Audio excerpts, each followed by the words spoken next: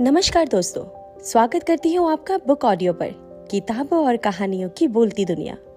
आज मैं आपके लिए लेकर आई हूँ मनोज प्रवीण जी के द्वारा रचित कहानी संग्रह, जिसका शीर्षक है आखिर गलती किसकी। चलिए सुनते हैं इस कहानी संग्रह की एक कहानी जिसका शीर्षक है अनोखा न्याय, जिसे सुनेंगे आप मेरी यानी आशी सरीन की जुबानी। एक गांव जिसका नाम रामनगर था, उस गांव में एक गरीब औरत और उसका बेटा भोला रहता था। वह नाम का ही नहीं, काम का भी भोला था। वो करीब 15 या 16 साल का लड़का था, लेकिन उसके दोस्त आज भी 6 से 10 साल के बच्चे थे। वह उन्हीं के साथ दिन भर खेलता था, स्कूल भी नहीं जाता था। उसकी माँ की तबीयत अक्सर खराब ही रहती थी, लेकिन फिर भी वह मिट्टी के बर्तन बनाती और उन्हीं को बेचकर घर का खर्च चलाती। भोला का मन करता तो थोड़ी बहुत मदद कर देता, लेकिन जब गांव के बच्चे उसे बुलाने आ जाते हैं तो वह बीच में ही काम छोड़कर उनके साथ खेलने चला जाता। एक दिन उसकी माँ की तबीयत अचानक बहुत खराब हो गई और वह बच्चों के साथ खेलने में मग्न था। तभी गांव की एक बूढ़ी औरत आती है और बताती है कि भोला, तेरी माँ की तबीयत बहुत खराब है, जाकर जल्दी से वैद्य को बुला ला। और देख, तू इतना बड़ा हो गया है और छोटे छोटे बच्चों के साथ खेलता है, तुझे शर्म नहीं आती? तेरी माँ तुझे कब तक खिलाएगी? कुछ काम नहीं कर सकता, बस छोटे छोटे बच्चों के साथ दिन भर खेलता रहता है। भोला तुरंत वैद्य जी के पास जाता है और उन्हें बुलाकर ले आता है। वैद्य जी उसकी माँ को देखने के बाद कहते हैं, भोला, तेरी माँ की तबीयत बहुत खराब है, उसे आराम की सख्त जरूरत है। अगर वह आराम नहीं करेगी तो वह नहीं बचेगी। तेरी माँ बहुत कमजोर हो चुकी है, उसके शरीर में खून भी नहीं है। वो इसी तरह काम करेगी तो बहुत जल्द परमात्मा के पास पहुंच जाएगी। भोला वैद्य जी की बातें सुनकर बहुत दुखी होता है और वह निश्चय करता है कल से वह घर का सारा काम करेगा और अपनी माँ को आराम देगा। दूसरे दिन उठकर वह मिट्टी के बर्तन बनाता है और शाम को बेचने भी जाता है और वक्त पर माँ के लिए दवा लाता है। धीरे धीरे उसकी माँ भी ठीक होने लगती है। उसकी माँ को यह सब देखकर बहुत अच्छा लगता है। भोला, जो अभी तक कुछ भी नहीं करता था, आज घर का सारा काम करता है और सारी जिम्मेदारी उसने खुद अपने ऊपर ले ली है। एक दिन वह बाजार में कुछ लोगों को बातें करते हुए सुनता है कि यहाँ से उत्तर में 10 कोस दूर बहुत बड़ा बाजार लगता है।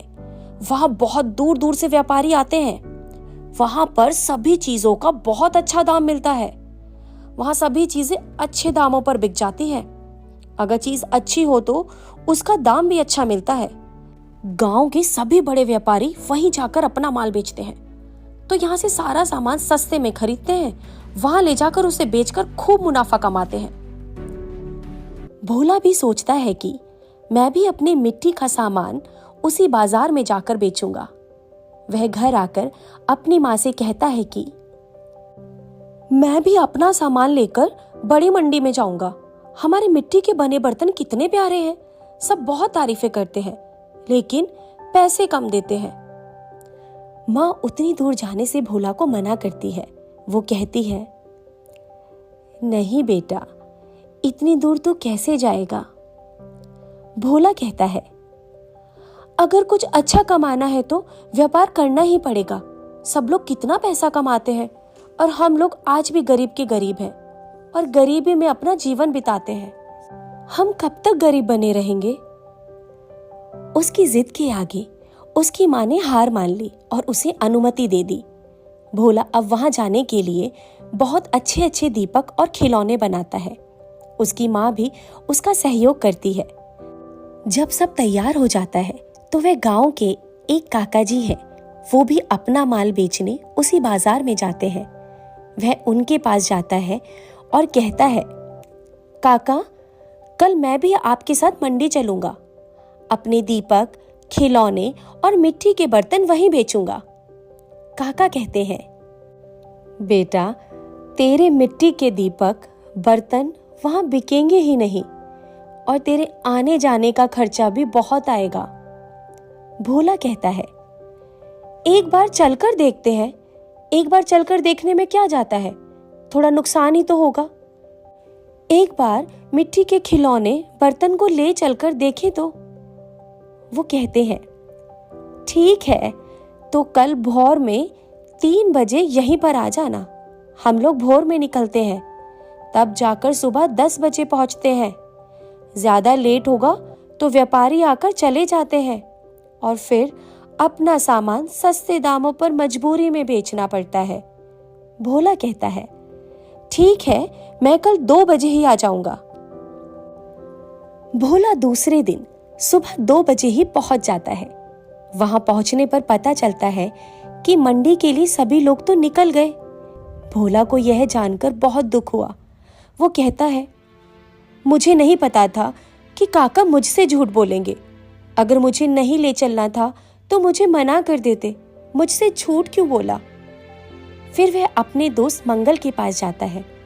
उसके पास अपना घोड़ा गाड़ी था।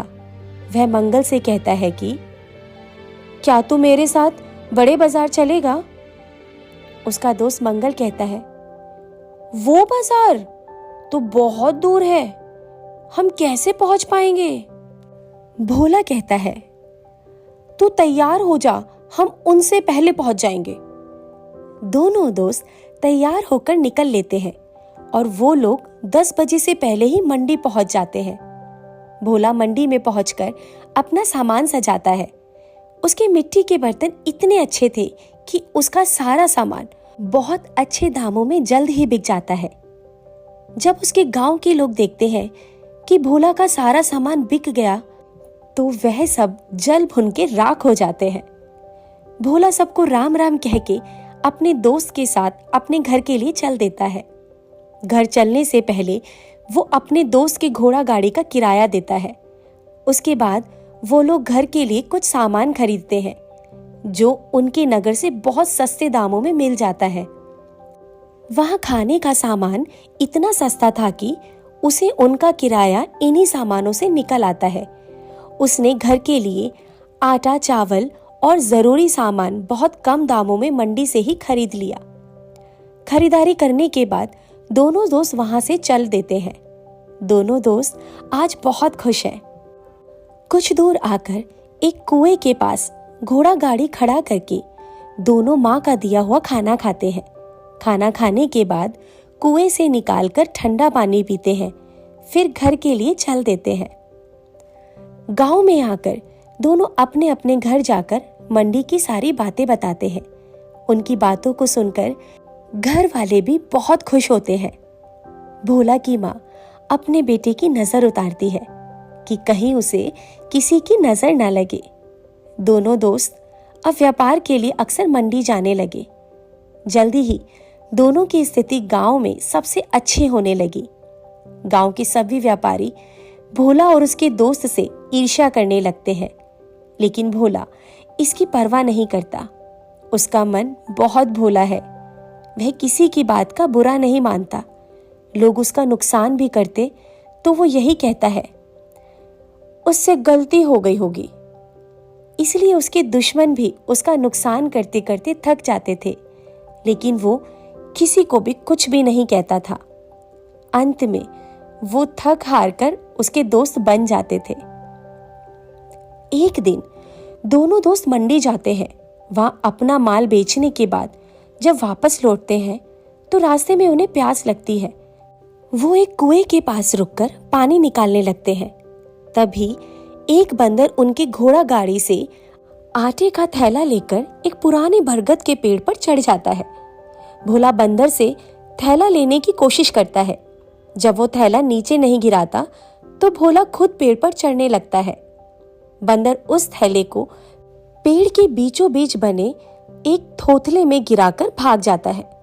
भोला पेड़ पर चढ़कर उस आटे के थैले को निकालने के लिए थोथले में हाथ डालता है तो उसका हाथ उस थोथले तक नहीं पहुंचता। भोला किसी तरह एक डाल पकड़कर लटक जाता है तो एक हाथ से डाल पकड़े रहता है, दूसरे हाथ को थोथले में डालता है। वो थैला निकालकर नीचे गिराता है। नीचे खड़ा उसका दोस्त मंगल उसे जमीन में गिरने से पहले हवा में ही पकड़ लेता है, जिससे आटे का थैला फटे नहीं। मंगल जैसे ही उस थैले को देखता है, वो कहता है, ये हमारा थैला नहीं है। फिर भोला थोतले में हाथ डालकर दूसरा थैला गिराता है।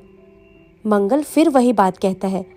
इस तरह भोला 4 थैले गिराने के बाद जब 5वां थैला गिराता है, तब भोला कहता है, मिल गया अपना थैला। भोला पेड़ से नीचे उतरकर पोटली खोलता है तो उसमें हीरे जवाहरात और सोने चांदी के आभूषण रखे हुए थे।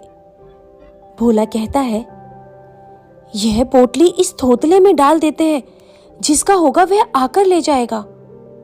उसका दोस्त उसे ऐसा करने से मना करता है। मंगल कहता है, इसे गाड़ी में रखो, चलो यहां से जल्दी, हम घर चलकर देखेंगे इसका क्या करना है। भोला कहता है, इसे घर ले चलना पाप है। उसका दोस्त कहता है, यह सारा धन हनुमान जी का है, उन्होंने ये पोटली हम लोगों के लिए दी है, नहीं तो उन्हें क्या जरूरत थी हमारे थैले को थोतले में डालने की। चुपचाप इसे लेकर घर चल, नहीं तो कोई आ जाएगा। दोनों दोस्त उन पोटलियों को लेकर गांव आते हैं और भोला के घर में उन थैलों को लाकर छिपा देते हैं। शाम को दोनों दोस्त उन पोटलियों को निकालते हैं। भोला उसे अपनी माँ को दिखाता है। उसकी माँ गुस्से में दोनों को बुरा भला कहने लगती है कि तुम लोग अब चोरी डाका डालने लगे हो।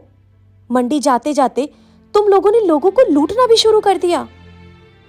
उसकी दोस्त ने भोला की माँ को सारी कहानी बताई, पर उसकी माँ कहने लगी, ये सारा सामान ले जाकर राजा के पास जमा कर दो, हम गरीबों के लिए इनकी जरूरत नहीं है।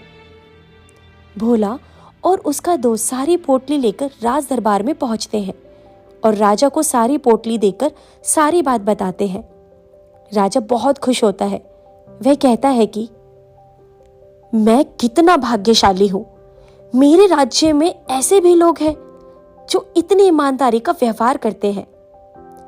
वह दोनों दोस्तों के ऊपर खुश होता है और उन्हें इनाम स्वरूप अपने राज्य दरबार में ही रख लेता है। वो भोला को अपना सलाहकार और उसके दोस्त को अपना रथवान बना लेते हैं। दोनों घर आते हैं और घर आकर सारी बात जब अपने घर वालों को बताते हैं तो वो लोग बहुत खुश होते हैं। गांव में उनके इस व्यवहार के कारण उनकी वाहवाही होने लगती है। दूसरी तरफ डाकू के सरदार को जब पता चलता है कि उनका सारा खजाना जो उन लोगों ने पूरे जीवन भर में लूटा था, उसे भोला और उसके साथी ने राजा को दे दिया है, तब वो गुस्से में आकर भोला से बदला लेने की ठानता है। उसने सारे डाकुओं को भोला को पकड़ने के काम में लगा दिया। एक दिन भोला रात में दरबार से लौट रहा था तो डाकुओं की टीम भोला को पकड़ लेती है। वो उसे पकड़कर सरदार के पास ले आते हैं। भोला जब सरदार के पास आता है तो सरदार उसे पूछता है, तुम हमारे गहनों को वहां से क्यों निकाल कर ले गए? भोला ने कहा, उन गहनों को हनुमान जी ने निकलवाया था, हमने खुद से थोड़ी नहीं निकाला था। सरदार कहता है, हनुमान जी वहां कैसे और कहां से आ गए? हमें बेवकूफ समझते हो? भोला ने कहा, वो बंदर हनुमान जी ही तो थे। वो मेरे आटे का थैला लेकर उस पेड़ पर चढ़ गए। जब हमने मांगा तो उन्होंने मेरा थैला उसी थोतले में डाल दिया। जब हमने हाथ डालकर पोटली निकाली तो हमारी पोटली की जगह आपकी पोटली आने लगी। मेरे आटे का थैला सबसे बाद में निकला, इसलिए हम उसे भगवान की प्रेरणा समझकर घर ले आए। अपनी माँ के आदेश पर उसे राजा को दे आए। राजा उसे जनता की भलाई में खर्च कर देगा। सरदार कहता है, वह हमारा धन था, तुमने राजा को क्यों दे दिया? भोला ने कहा, आपने भी तो जनता से ही लूटा था और उन्हीं गरीब लोगों के पास यह दूसरे रूप में पहुंच जाएगा और तुम्हारा भी पाप मिट जाएगा, क्योंकि किसी की मेहनत की कमाई कभी जाया नहीं जाती। सरदार का गुस्सा 7वें आसमान पर पहुंच गया। उसने कहा, मुझे लग रहा है तुम्हारी मृत्यु तुम्हारे सर पर नाच रही है, इसलिए तू मेरे सामने आकर ऐसी बातें कर रहा है? सरदार ने डाकुओं से कहा, इसका तुरंत सर कलम कर दो।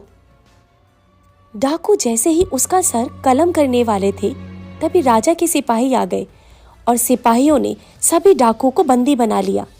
सरदार सहित सभी डाकुओं को पकड़कर राजा के सामने राज दरबार में पेश किया गया। राज दरबार में खड़े सभी डाकुओं के मन में एक ही विचार चल रहा था कि राजा को हमारे गुप्त ठिकाने का पता कैसे चला। राजा ने कहा, तुम यही सोच रहे होंगे कि हमें तुम्हारे ठिकाने का पता कैसे चला। तो सुनो, मेरे गुप्तचरों ने मुझे पहले ही बता दिया था कि कुछ संदिग्ध लोग भोला का कई दिनों से पीछा कर रहे हैं। मैंने तभी उन्हें आदेश दिया था कि उनका पता करो और दोषियों को मेरे सामने पेश करो। आज भोला की वजह से बहुत दिनों बाद तुम हमारी पकड़ में आए हो। तुमने भोली भाली प्रजा को खूब लूटा है। अब वक्त आ गया है कि तुम्हें और तुम्हारे दोस्तों को उनके कर्मों का दंड दिया जाए। राजा ने भोला से पूछा, भोला, ये लोग तुम्हें जान से मारना चाहते थे। तुम्हारे हिसाब से इन्हें क्या दंड दिया जाए? भोला ने पहले सभी डाकुओं का चेहरा देखा, उसके बाद राजा से कहा, इन्हें ऐसा दंड दिया जाना चाहिए जो भविष्य के लिए मिसाल बने, क्योंकि दंड देने का अर्थ सिर्फ दंडित करना नहीं, बल्कि दंड देने का तात्पर्य भविष्य में आने वाली नस्लों को भी सीख देना है, जिससे वो गलत काम करने से बचे। हमें इन्हें मृत्युदंड की सजा नहीं, बल्कि इन्हें जीवित रखना चाहिए और इनसे कारागार में वही काम लिया जाए जिस काम को करने में ये कुशल है। इनकी कमाई का 80% उन घरों को दिया जाए जो इनकी वजह से सही ढंग से जीवन यापन नहीं कर पा रहे, और 20% इनके घर वालों के जीवन यापन के लिए, क्योंकि मृत्युदंड पाकर ये तो इस जीवन से मुक्त हो जाएंगे, लेकिन इसमें इनकी पत्नी और बच्चों का क्या दोष है? भोला का न्याय सुनकर सभी प्रजा प्रसन्न होकर भोला की जय जयकार करने लगती है। राजा के साथ साथ सभी राज दरबारी भी इस अनोखे न्याय को सुनकर खुश हो जाते हैं। सभी डाकू आकर भोला के चरणों में गिर गए और फूट फूट कर रोने लगे। वो कहने लगे, धन्यवाद भोला जी, हमें इसी जीवन में पश्चाताप करने का मौका देने के लिए। भोला के इस अनोखे न्याय की सारी प्रजा दीवानी हो गई। सारी प्रजा एक स्वर में भोला की जय जयकार करने लगी। उम्मीद करती हूँ आपको ये कहानी बहुत पसंद आएगी। धन्यवाद।